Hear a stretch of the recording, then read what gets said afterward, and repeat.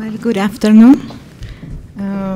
English is not my first language, so I want to try dynamics. Well, from the view of the oil sector, I'm going to focus on these three key points. So first, we have to engage with biodiversity. Oil and gas companies have to challenge many reputational risks that are related with oil and gas company depends and impact on the biodiversity and ecosystem services. So this is the key starting point. So we have to recognize that as well we impact on the ecological systems we depend on. So we have to demonstrate a good performance in biodiversity. This is a challenge because there are no indicators. There are no specific and a transparent way to present complex information about how our projects are related with the ecosystems and the communities that are involved in our areas. So this is important and this is a challenge because scientific communities and companies and governments, we have to develop and improve our tools to present our information and to report this to our stakeholders. This represents also liabilities. We have problems to getting permissions or obtain legal licenses, and also we have uncertainties because there are important gaps in data. We are having many efforts to standardize our baselines and to improve our SEAs and due diligence, but we have to do more, and this is our challenge. But on the other hand, this provides opportunities for oil and gas company to contribute to conservation, to increase our knowledge. So oil and gas company have the possibility to get into remote areas, to get partnership with communities, with scientific communities, with the government, to drive in or address changes. We have to set up and speed up the change because we're involved in participation with initiatives and we have many guidelines to improve. So this is a key point. We have to build a common language. We have to understand what is happening, the trends, and this it's an opportunity for the companies. So as I didn't remember the name, but the previous person present, we have the mitigation hierarchy as a tool for management biodiversity risk. But it's true, there are strong examples to the application of this hierarchy, but it's more about the assets of the project. So the companies now have to materialize this tool for their varying local context and incorporate the international targets as well as the national targets in where they are operating. So they have to implement this with an adaptive management from the very beginning of the project. From my experience, the best way is to improve that from the planning of the project. Avoiding and mitigating at the end of the decommissioning of the sites is quite difficult to assess. So the most effective way is from the engineers, the geologists are being planning and assessing the risk of the project. To do or to achieve that, it's important to carry out the dialogue with all the stakeholders, to engage and to participate from the beginning with them. And this represents also to building training, to ongoing, to have a common language with the directors, contractors, and everyone that will be involved in the project. It's about they have to understand what is the ecological context, what are the biodiversity risks, what are the biodiversity opportunities. If they don't understand that, and they don't put it in their objective, it wouldn't arise that. It wouldn't function. It's about training too. So oil and gas company as part of the problem, yes, but they could be part of the solution. Agreements with institutions, organizations, NGOs, and with governments are space for innovations. Because if everyone is involved, it's more easy to achieve for a solution with the local and international context. It supports efficiency with the risk management. We gain new insights. We have other visualization of the problems and how to get to the solutions from a third part. Best practices are important because oil and gas needs to understand that sometimes best practices are more strange or more high or have high standards than the legal requirements. So it's necessary to improve that. And this would enforce regulations in all the countries from the basis of the scientific community. So in Latin America, this is important. Governments need scientific basis to improve their legal requirements. There's not a recipe.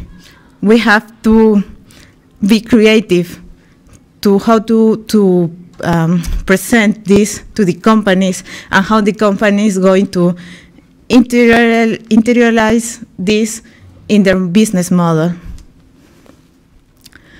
So we can work with others with many possibilities. There are initiatives, there are partnerships, there are agreements, there are opportunities for research and financial cooperation or support. And this will provide or will raise outcomes that in other way it wouldn't be possible. For example, capacity building in the public and the private sector would be better if everyone or a third part participate in that to show how they are involved, how they are important for realize the contribution of the conservation. It's not only about giving money or be philanthropists in that. It's to be an active participation to make your project fit with the conservation alignments of the government and the international targets. So how my operations, my activities improve that in an operational way. So there's international groups for the oil and gas. For example, is the Oil and Gas Producer Committee for Environmental. There's the PIECA. This is the Proteus partner. These international groups give practice and expand this from the oil and gas operators, but there are also national initiatives. Both are important because we have the international context, but companies have to work with the national governments also, and the lenders and the other stakeholders.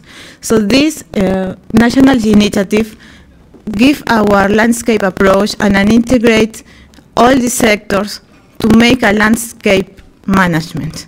So this is important for oil and gas company. Our resource is under the superfice, it's under the soil.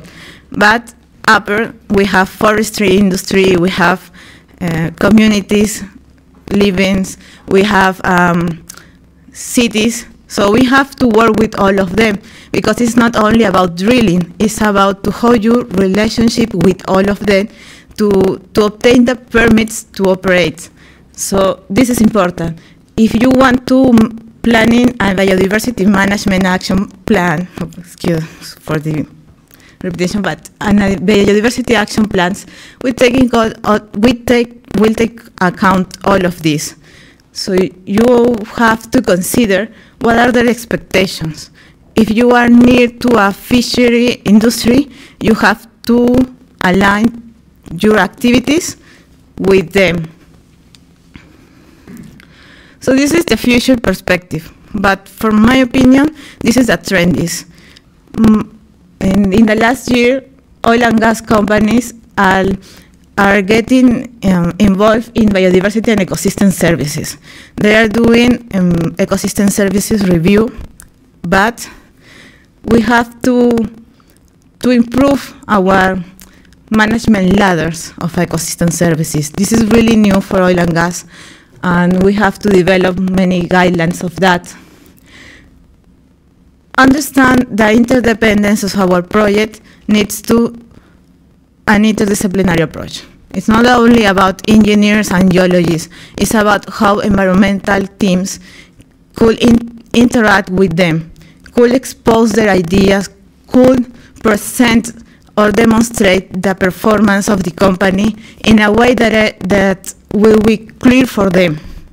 It's not only presenting numbers, it's about first to train this, to try to understand what are the environmental issues with their designs, and then how they can work with us to achieve for a better performance in biodiversity.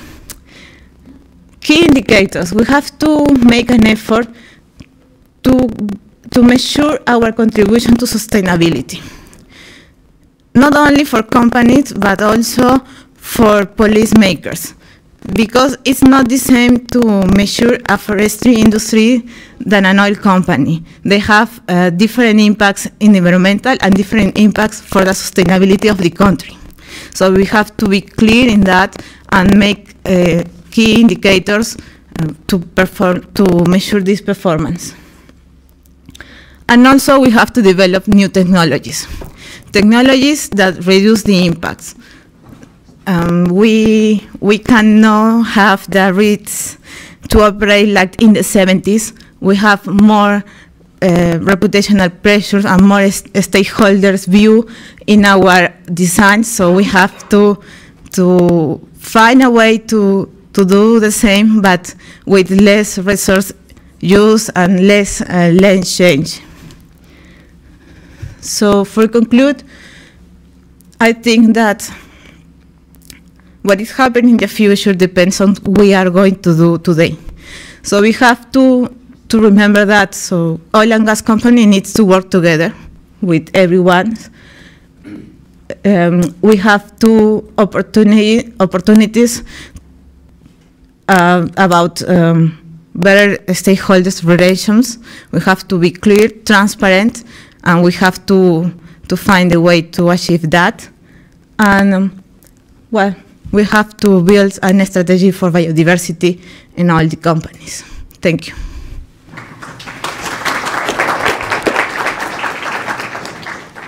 Thank you.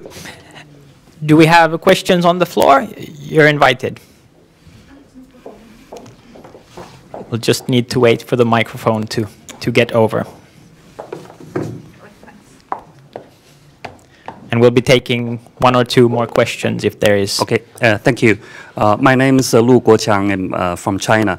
I work for the International Conference Office of China Ministry of Environmental Protection. One question for you is, I don't know if currently have Chinese oil and gas companies in your country. I don't know whether such companies have investment projects in your country, but I know many of China's mining companies, they have invested a huge, big size, large size mining projects in your country, in Peru. My question is, if such Chinese companies involved in your initiative program. Second question is, despite of there is or not, what I can do or how we can cooperate with you to help those Chinese companies to involve such programs to to contribute to the environmental protection and biodiversity conservation in Peru? Thank you. Well, Peru is a highly sensitive country, and we have our economy depends on mining and oil and gas, firstly. And I know that there's an important China's companies operating mining and oil and gas. So, in fact, there is a company near to the Chemisea program, which is the largest program in oil and gas in Peru. So I think that the most important is first to demonstrate. Oil and gas companies have legal requirements that they have to accomplish. But then they have to do voluntary actions that are more, for me, these are more important than the legal requirement, because we have many gaps in the legal requirements until today. So for Chinese company, my recommendation is trying to work with across sectors, to engage with other companies that have been developing programs in the area. Try to learn about how they are function, how are these experience contribute to communities, because the communities are really important with biodiversity programs in this country. And the other is to present that to the government. Unfortunately, not everyone knows what the companies are doing. There's kind of the myth that it's better you don't say nothing, because you wouldn't have problems with the communities and with the governments. But you have to communicate. If you don't, when conflicts are going on, it's too late. So you have to be proactive in communicate and to invite them to talk with for the best starting point for the planning of the project. If you have this clear relationship, it's more honesty, and it's more truthful. You can build trust with everyone in the country.